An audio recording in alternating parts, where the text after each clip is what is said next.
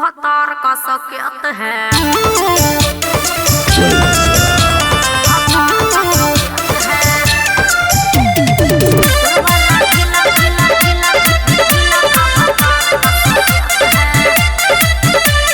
Music by Mantu मनी। गेले ससुरा त चोली किन देलियो। अच्छा। ओके बदला में कुछो न ले लियो गे। हाँ वह तो नकली छलो है। गे छौरी की रे? गेले ससुरा त चोली किन देलियो। अरे बाप रे। ओके बदला में कुछो न ले लियो गे। लेहू के लायक नहीं है। चल जा। माल सेम सेम है कि डिफेक्ट है। अच्छा सुनो। अरे अरबा दे गे की गे तोर वाला ढीला था भतार का सकत है। ई है ओरिजिनल तुम्हारा डुप्लीकेट है।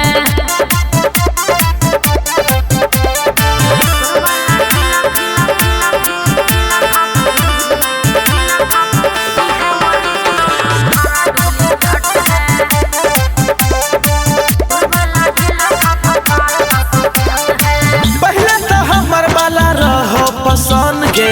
शादी के बाद तो बदल गेलो मन गे।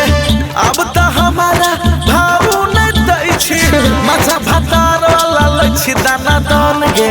तब तो हर छाती खिला फटे हो रे। ठीक है हम भुला गलियो तू अब भूल जो। दोसरा छौरिया के चक्कर में झूल जो। हमारा वेट न करी हर पगला। टाइम से पढ़ैला तू स्कूल जो। ये माल तोरो से सुपर हिट सेट है। अरे अरबा रे गे तोर वाला ढीला था भतार का सकत है। ई है ओरिजिनल तुम्हारा डुप्लीकेट है।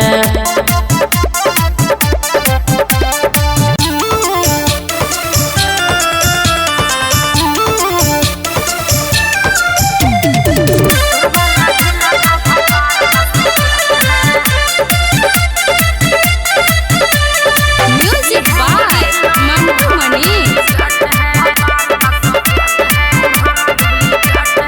खिया पिया का तोरा के लियो जवान गे। अच्छा। तोहर जवानी पहला के लियो मेहमान गे। चल जो। दैचियो वार्निंग में ज्यादा अगर रही है। दिल अपन तोरा को दिलियो दान गे। तू रे भिखारी कहीं के। सन्नू न बलिया न परिहा न बात रे। सुमन सोना के सैया छैया समाट रे।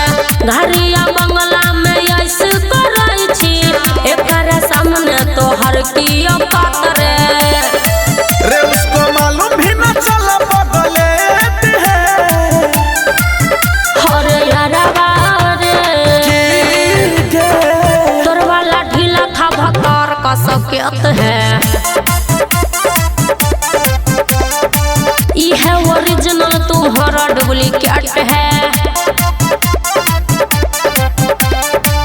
देखिए चोली सिलाने का ढंग नहीं है तो सिलवा के लाया मत कीजिए, ठीक ना।